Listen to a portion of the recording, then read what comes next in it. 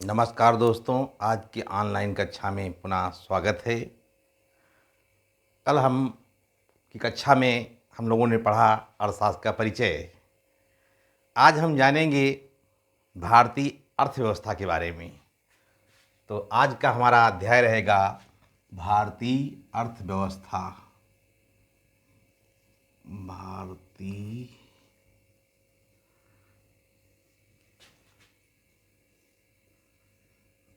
अर्थव्यवस्था।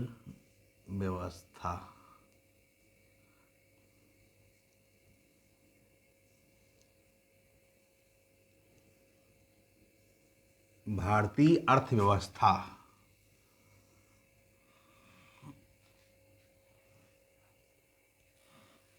तो दोस्तों, जो अपने मंजिल की तरफ बढ़ते हैं वही आगे बढ़ते हैं।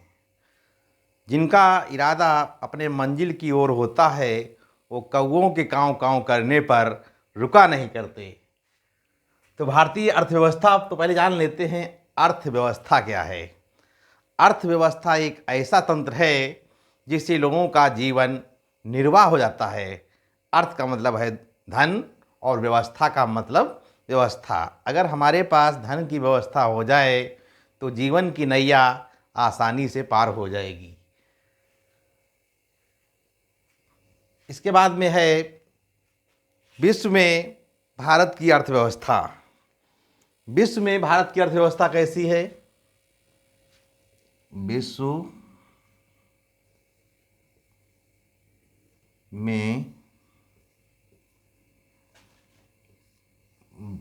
विश्व में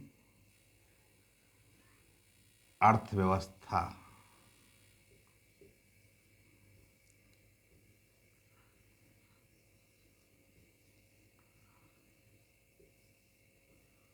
विश्व में अर्थव्यवस्था विश्व में अर्थव्यवस्था 3 प्रकार की होती है, देखने को मिलती है पूरे संसार में। तो सबसे पहले है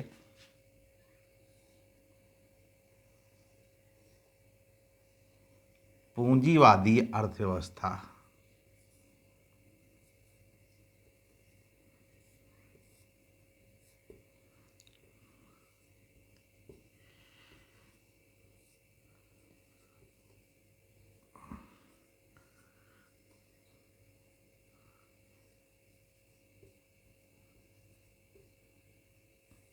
पूंजीवादी अर्थव्यवस्था। फिर इसके बाद में है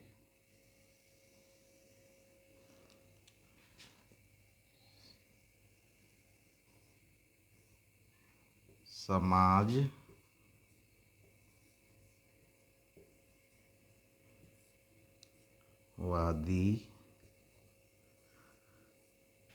अर्थव्यवस्था।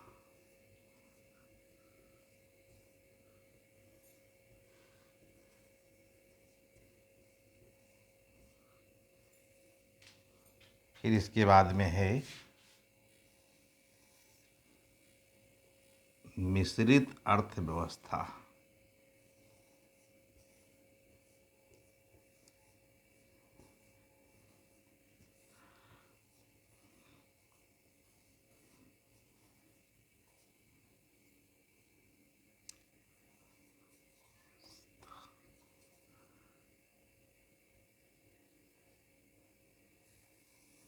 मिश्रित अर्थव्यवस्था। तो पूंजीवादी अर्थव्यवस्था क्या होती है? पूंजीवादी अर्थव्यवस्था वो अर्थव्यवस्था होती है जिस पर उत्पादन के साधनों पर व्यक्ति का निजी अधिकार होता है। तो ऐसी व्यवस्था को कहेंगे पूंजीवादी अर्थव्यवस्था। जैसे मान लिया कोई भी व्यक्ति अपना उद्योग लगाता है, तो जो उद्योग व्यक्ति ने लगा रखा है वो उसकी वहाँ की व्यवस्था कैसी होगी? पूंजीवादी अर्थव्यवस्था होगी। क्यों? क्योंकि उसके जो उत्पादन के साधन हैं उस पर स्वयं उसका अधिकार होगा। फिर इसके बाद में समाजवादी अर्थव्यवस्था। समाजवादी अर्थव्यवस्था क्या है? उत्पादन के साधनों पर सरकार का अधिकार होता है। इसमें सीधे सरकार का हस्तक्षेप होता है। सरकार का अधिकार होता है। मिश्रित अर्थव्यवस्था, मिश्रित अर्थव्यवस्था वो अर्थव्यवस्था होती है जिसमें सार्वजनिक क्षेत्र और निजी क्षेत्र दोनों मिलकर कार्य करते हैं। कहने का मतलब सरकारी और प्राइवेट दोनों मिलकर कार्य करते हैं। तो भारत की अर्थव्यवस्था मिश्रित अर्थव्यवस्था पाई जाती है। ऐसा कोई क्षेत्र नहीं है जहां सरकारी और प्राइवेट भारत में कार्य ना करते हों। चाहे बैंक हो, चाहे अस्पताल हो, या विद्यालय हो, या रेलवे हो, या विभिन्न प्रकार के उद्योग हों, सभी में सरकारी भी लगे हैं और प्राइवेट भी मिलजुल करके कार्य को कर रहे हैं। तो दोस्तों, हमारी ऑनलाइन कक्षाएं चल रही हैं। हमारे चैनल को कैसे सर्च करेंगे? जब यूट्यूब पे जाएंगे तो लिखेंगे उस पर रामचंद्र सर इकोनॉमिक्स टीचर करके सर्च करिए और हमारे ऑनलाइन वीडियो आप लोगों को मिलने लगेंगे। हमारे चैनल को सब्सक्राइब करिए और बढ़िया आनंद उठाइए, क्योंकि अर्थशास्त्र एक ऐसा विषय है जो बहुत ही आनंददायक विषय है। इसमें लोगों को उभरना नहीं चाहिए। कुछ लोग गलत रास्ता दिखाते हैं, कहते नहीं अर्थशास्त्र एक बड़ा ही उबाऊ विषय है, ये बड़ा कठिन विषय है। ऐसा कुछ नहीं है। एक अर्थशास्त्र एक ऐसा विषय है जिसमें खुशियाँ ही खुशियाँ हैं। अगर हमें अर्थशास्त्र का ज्ञान हो जाता है तो हम अपना जीवन यापन सही तरीके से कर सकते हैं। कितनी भी मुश्किल हों, कितनी भी कठिनाइयाँ हों, हम कठिनाइयों से लड़ जाएंगे और डट कर उनसे मुकाबला करेंगे, पीछे नहीं हटेंगे और हम अपने जीवन में कामयाब हो जाएंगे। जैसे कहा जाए अर्थशास्त्र में उत्पादन की जो विधियां बताई गई हैं, यानी किन किन विधियों से पैसे को कमाएंगे, तो उन विधियों को अगर जानकारी हो जाएगी तभी बहुत कुछ सीख जाएंगे, जो कि अगले वीडियो में हम विधियों के बारे में चर्चा करेंगे, विस्तारपूर्वक बताएंगे।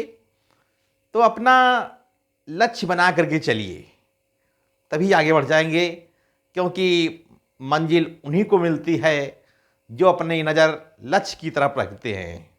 जैसे कहा जाए कि एक बार स्टेशन पर यात्री बैठे हुए थे, तो कुछ यात्री ऐसे थे जो आलसी थे। उन्होंने सोचा कि हम थोड़ा आराम कर लें, और वो आराम करने लगे, उनको नींद आ गई और वो सो गए।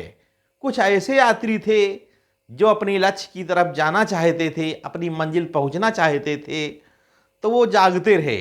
ज्यों ट्रेन आई उस पर बैठ गए और अपनी मंजिल तक वो पहुंच गए। और जो सो गए वो अपनी मंजिल को नहीं पा सके। तो प्रिय विद्यार्थियों, अपनी मंजिल को पाने के लिए जागते रहिए, प्रसन्न रहिए और मस्त रहिए। जीवन में आनंद उठाते हुए पढ़ाई को मन लगा करके करिए। देखिए अर्थशास्त्र विषय में कितना बढ़िया आनंद आता है, जो खुशियाँ ही खुशियाँ देगा। तो आज की कक्षा में बस इतना ही। नमस्कार दोस्तों।